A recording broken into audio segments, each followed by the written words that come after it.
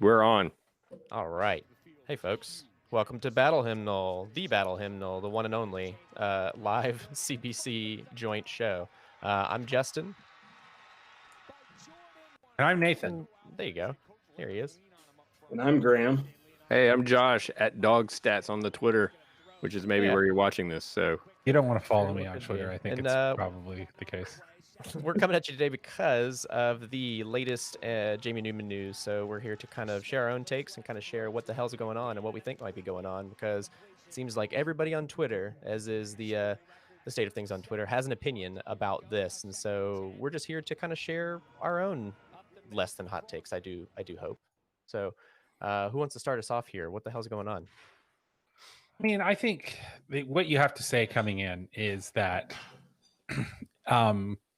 the only reaction you can have towards Jamie Newman is like, stay safe, good luck in the league. I feel like now I am totally ready to get out on like a tin hat, like Zapruder film level crap on this. But I do think we want to avoid, as a fan base, sounding like 2011 Georgia fans who every time like a 5-star recruit would leave UGA, we'd be like, oh, well, we didn't want him anyway. It's like, that's just a bad luck. I mean, I definitely want to talk about why this happened and the effects it has. But like, I think my message to everybody out there would be like, hey, let's not sour grapes this, Sure. And I realize we just jumped right into this, but those of you that might not know what's going on, you might be tuning in and watching this thing. Jamie Newman has opted out of the 2020 season for UGA. And so presumptive starting quarterback, Jamie Newman. Yeah, presumptive starting quarterback. He has decided that he blames the COVID crisis, and he didn't say this, but we'll talk about it. UGA's response to said COVID crisis, and he has said he'll begin instead preparing for the 2021 NFL draft. So if you're just tuning in and you're getting off work and you have no idea what it is we're talking about, that is kind of it. if you're just getting off work and you're tuning in on us, you have bigger problems than Jamie Newman opting out. Yeah, if we are your source for live news, what's going on in the world? I Well, gotta see. Yeah. So my initial take was, actually, I think I caught it on one of the Discord threads that it was possible. So I sent out a couple texts to some. I'm not an insider by any stretch, but I got some people that know stuff before I do, and a couple people hadn't heard it. And then within 15 minutes, Seth Emerson had tweeted it, and I was disappointed. It kind of made sense. I mean, this is not what Jamie Newman signed up for. He's a new no spring practice and a 10-game SEC schedule with a fan base that anything short of going to Atlanta and possibly the playoffs is going to be a disappointment, is not a recipe to grow your stock. So in addition to, just the conditions have not gotten better since the spring, it made, I think, professional sense for him to be like, maybe just start preparing for the NFL draft. And on the heels of Jamar Chase from LSU leaving, it just, kind of makes sense. And it stinks being a Georgia fan. I was excited to see him. I thought that I thought we had a great chance of doing a lot of great things, but I can't blame the kid. Yeah. I mean, I think that's the number one thing is, like, regardless of why it happened, it makes sense from his perspective, right? Like, either he didn't want to get COVID because he wanted to preserve his stock, his draft stock, or he was worried about losing out or not having a good season and wanted to preserve his draft stock. I mean, you only get that rookie contract once. So, I mean, like, maybe if players got paid, he would have less incentive to try to reserve all of his efforts for the draft. But we don't want to get into that. Anyway, Graham, I know you have all sorts of takes and feelings. Well, so, I mean, first of all, I do it is a little curious, I think, or interesting.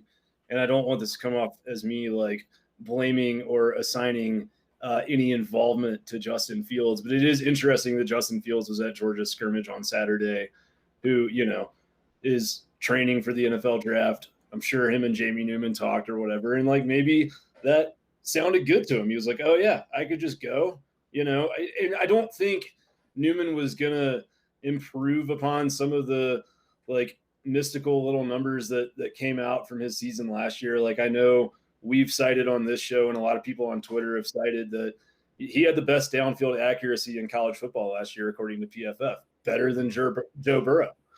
I don't know, you're not going to improve on that. I think for me, what the main takeaway is like, I don't know that there's that great a level of drop off between Jamie Newman and JT Daniels if JT Daniels is cleared for contact and gets to start. I do think there's probably quite a bit of drop off between Jamie Newman and JT Daniels, and then DeJuan Mathis, Carson Beck, and Stetson Bennett.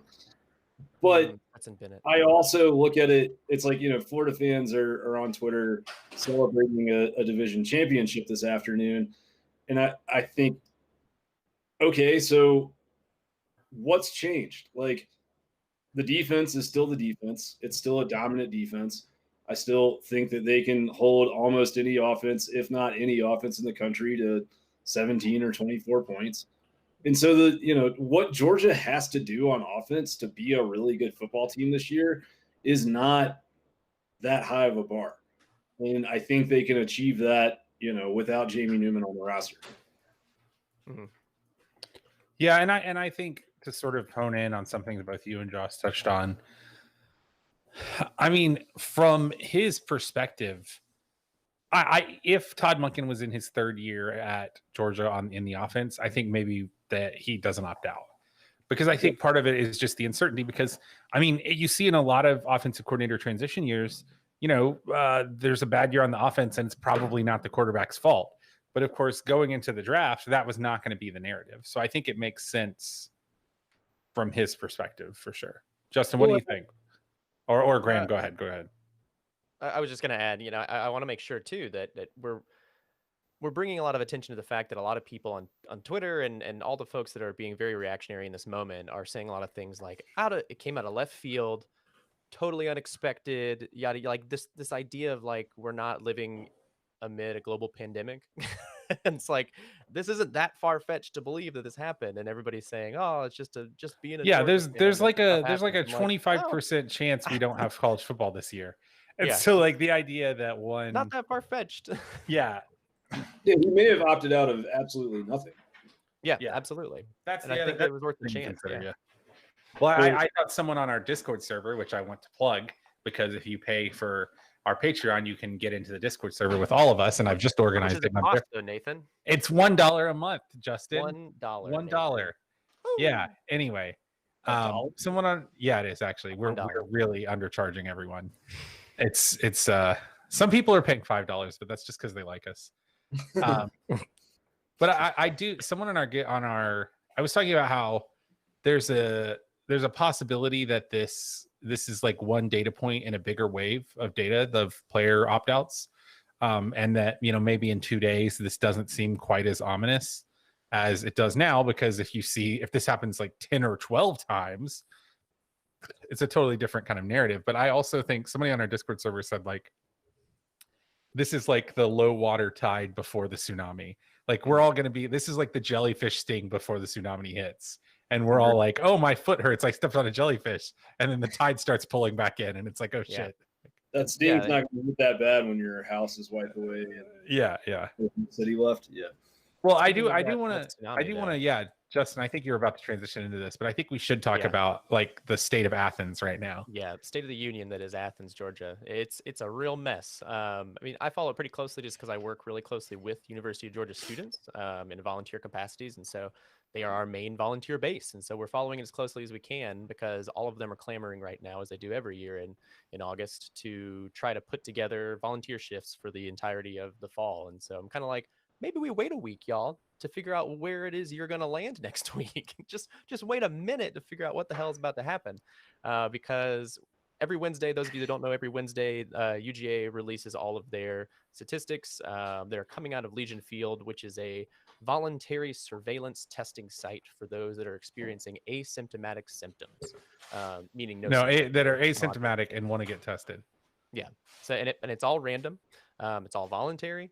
But it all very much seems like a PR thing, but because it's not really truly robust enough to prove anything whatsoever. But even with that mess of testing, they released the results today that we are up to 1,810 positive COVID cases. And so that's just a real mess. I mean, and the surveillance testing has a very low rate of positivity, but the greater Athens, Georgia testing, which is like people who go to UGA or work at UGA report it, had like 600-700 new cases. So yeah, I mean, there's a little statistical manipulation going on because, and this is, maybe if you're just a sidewalk fan, you're not as aware of this, but currently at UGA, as a university, there's a very big sort of political, I'll say kerfuffle and be polite, that because the USG, the University System of Georgia, and the regents of the University System of Georgia are some of the most like autocratic. It's one of the most autocratic systems in the nation in terms of how much control USG has over UGA. So like right now, I don't know if you two know this, Josh and Graham, like right now, Georgia can't shut down even if Jerry Moorhead wants to. Yeah. They cannot go away from physical classes without say-so from USG. So how does this affect football? I mean, I think I don't know. I mean, this is conjecture, but how much do you think Kirby is pressuring for the students to go home?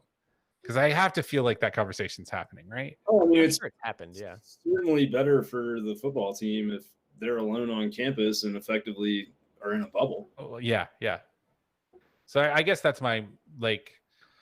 I sort of think that this is all in the greater context, not just of UGA, the football team, but also, and I'm trying to like tread carefully here because I don't want to get anybody in trouble, but I mean, Jamie Newman, if UGA is handling the COVID crisis like successfully, yes. Does Jamie Newman probably still opt out? Absolutely.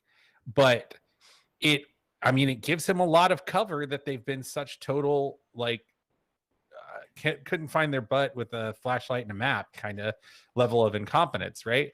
I'm trying so hard here, guys. It's really hard. Well, I think that's a conversation that I think we're all having, but you know, in the breaking news, is it okay if we just spin it back and talk about just the football? Let's talk about football. Yeah, absolutely. Yeah. I mean, Dane Young had a tweet that just said, "There's no sugarcoating it. Jamie Newman opting out drastically reduces Georgia's championship chances. Problems are the same: quarterback, wide receiver, tight end, and replacing both offensive tackles and a guard. The East is up for grabs. Is the East up for grabs? No. As I said earlier, Jamie Newman opted out. So the fuck what? Kyle Trask is still the quarterback at Florida. Georgia still has the best defense in college football, and the bar is still very low. I also think, if we look at it pretty objectively, like JT Daniels' skill set is probably a better fit for what Todd Monken does historically than what Jamie Newman brought to the table.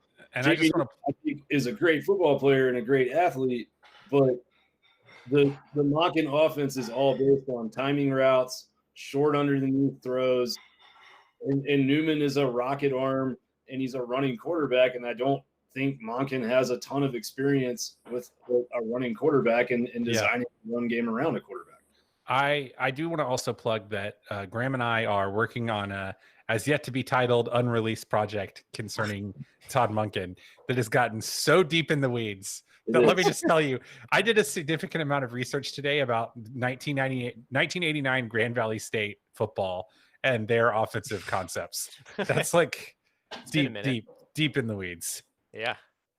In the weeds, the more that I feel pretty confident that if Todd Monken can make Brandon Weeden the most efficient quarterback in college football and turn Nick Mullins into the starter for the San Francisco 49ers, that we'll be just fine with DeJuan Mathis or Daniels or whoever and the defense on the other side of the ball. I mean this as no disrespect in either direction, but Brandon Weeden is red-haired Hudson Mason. Like, let's be honest. Like,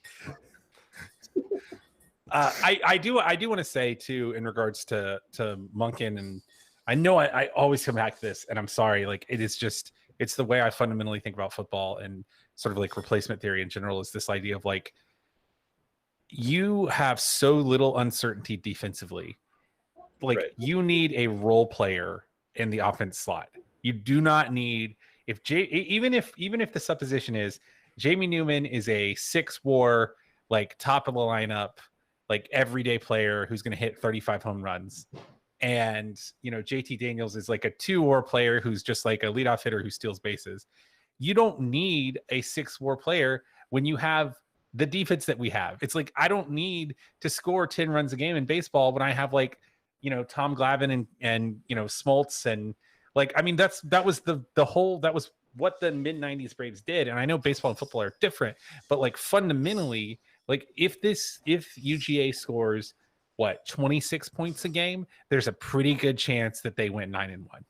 Like it's not like UGA does not need to score 40 points a game to go 9-1 with this defense. They need to not ever like South Carolina style shit the bed.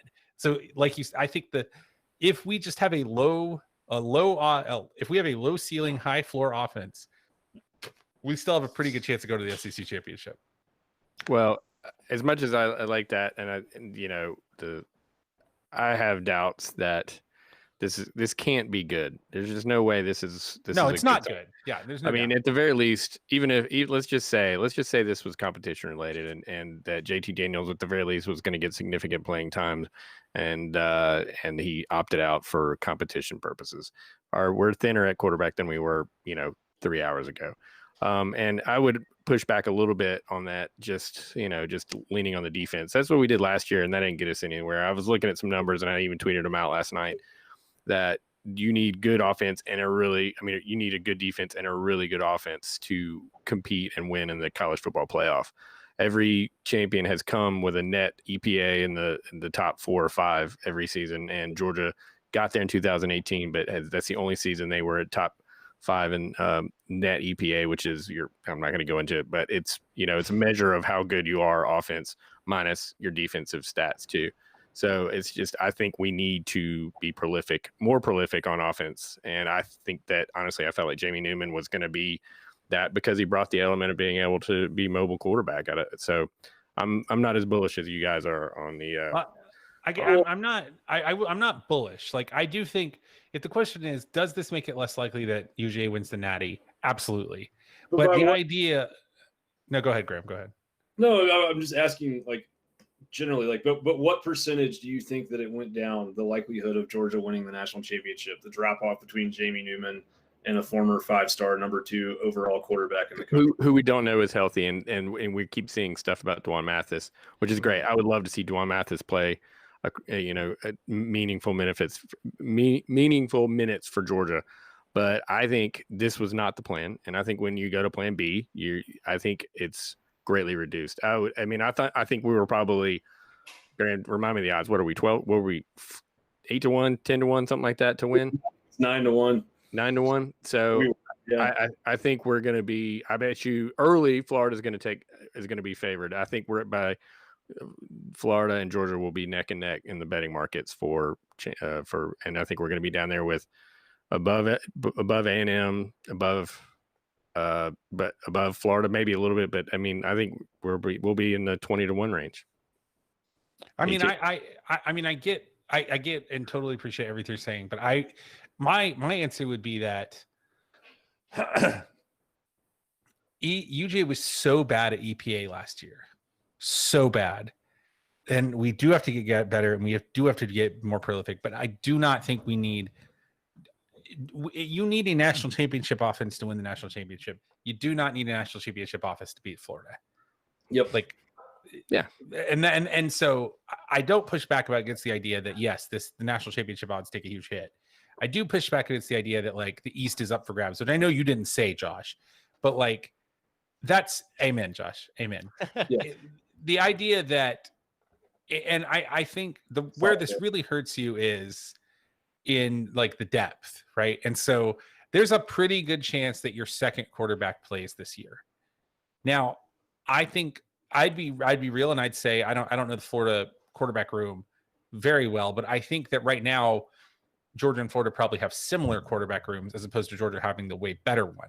So, if you're down a bunch of starters, then I think that's when things get interesting. But I would also point out that like, and this is pointing out something to me, is that like, if you're down a bunch of starters, you may not have the Florida game anyway. Yep. So it might be a moot point. Like, well, before we move off this, like the other thing I want to point out is, Georgia has kind of unanimously, or a lot of folks have said that Georgia has the best quarterback room in the country with Jamie Newman. So, but it's like, I think if there was a position where Georgia could probably afford to lose the starter, like quarterback might be where you want to go. It's like either that or outside linebacker, but yeah, outside linebacker or quarterback. And I also think that like the reason Georgia's a 9-1 national title odds right now is not because like we knew that Jamie Newman was going to come in and be really good. The offense is an unknown without Jamie Newman, but it was also a giant unknown with Jamie Newman. And so I think those odds are where they are because of how well they've recruited the O-line, the returners on defense, the running back talent. And I think kind of the assumption that like if you stockpile a bunch of 4 and 5-star talent, that there's going to be someone in the room that can get it done. And that's kind of where I am with Georgia. It's like there's got to be some guy on the roster that can run Monken's offense in a competent manner, and that's really probably all we need to get to the place where we're playing meaningful games in December. Is it going to maybe affect the Alabama game? Would it affect a potential college football playoff or SEC title? Yeah, for sure. But yeah, we got to get there first. Road, yeah. I mean, it does this increase the chance that we like totally shit the bed again in the playoff? 100%. Absolutely. But that is the role God has deigned that we have. So it's okay. If you got to give me a heads up on that, because I've got so many UJ Nihilist clips that I could flash right up, but I'd probably ended up, bringing in Tony Waller from Saturday night instead of bringing up the UGA Nihilist clip.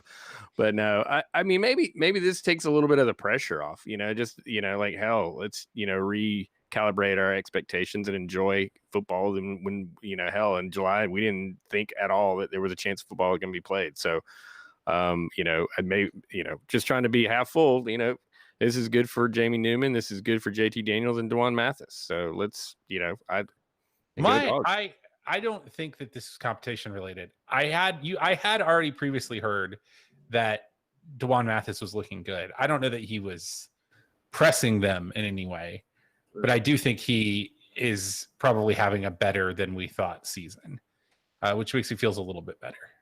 I mean, physically, he's got the strongest arm on the team.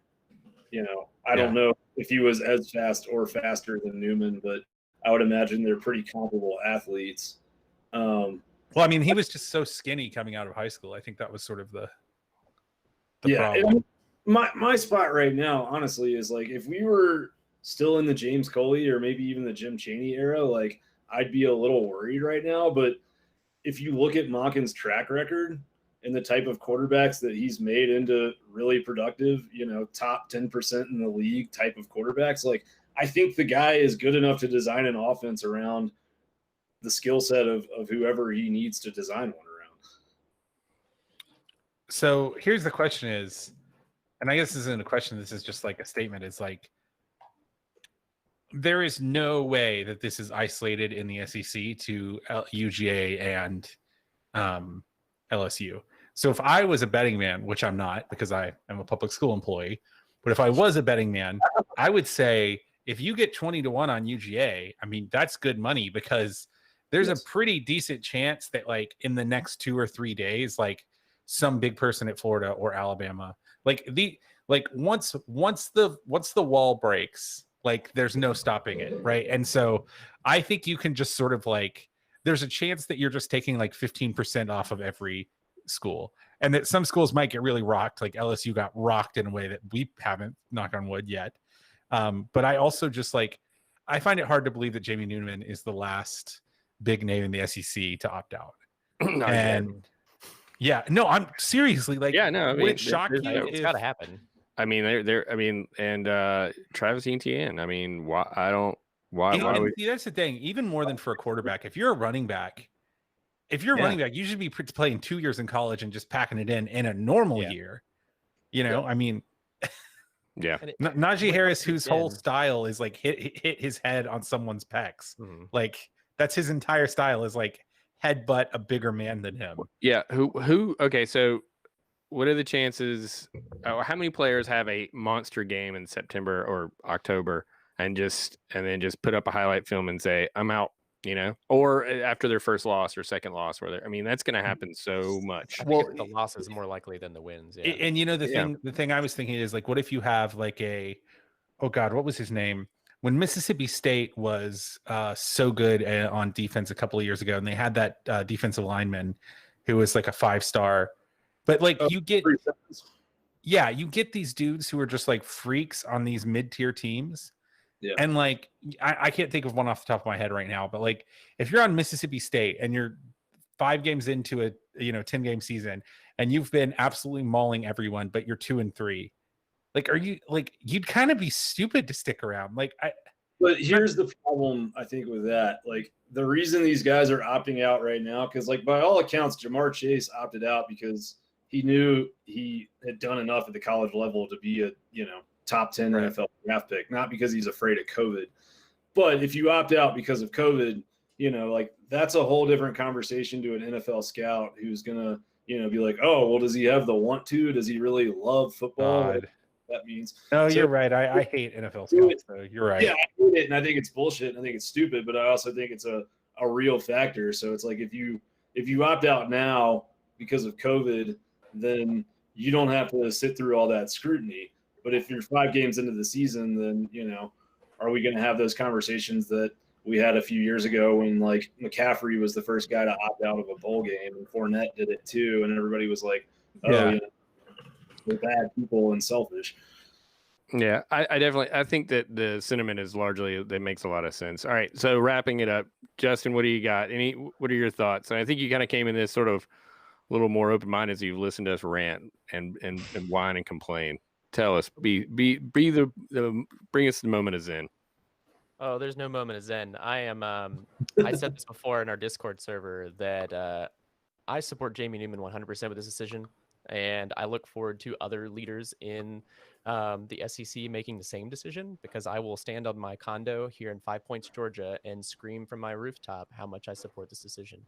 And I hope that, like you said, Graham, you're talking about NFL scouts, and it upsets me to think that that's something we're going to have to endure from sportscasters, is talking about whether or not they are bought in. And I was sitting here listening to you say that and realizing that is a reality we're going to have to live through. And it got my blood boiling to the point of, like, I wanted to throw something, knowing that is on the horizon. Along with, if football does happen, which I'm still on the side of, it can't yet. I will not believe it's happening until I see it with my own 2 eyes. Wait, where are you Saturday night? We were live tweeting. There was football and gambling and sweating. No, not the same thing. I understand that y'all needed it. You needed a little bit something. You needed a shot of dopamine to the brain, and so Austin P did it for you, but it just wouldn't do it for me. But where's I will your sign, still Graham? not believe that UGA football will happen until I see it. All right. Anybody else got anything to add? It's great to talk to you guys. It's so fun. We're getting close, guys. We're getting close. I do want to just add, like, take us out, Graham. Just in case it's not ever clear, or in our discussions it's not said enough, like, we 100% support the players doing whatever the fuck it is that they want to do and making money while doing it. And whether it's a college football game or a job or any other arena in life, no one should have to, deal with any sort of peer pressure or feelings of, they're going to lose something if they don't participate in an activity during a global pandemic. Well, on that, let's go Dogs. Go Dogs. Go Dogs. We don't have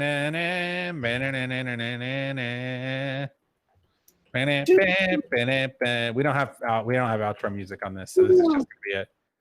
What happened to Josh? I don't know. Your video went away.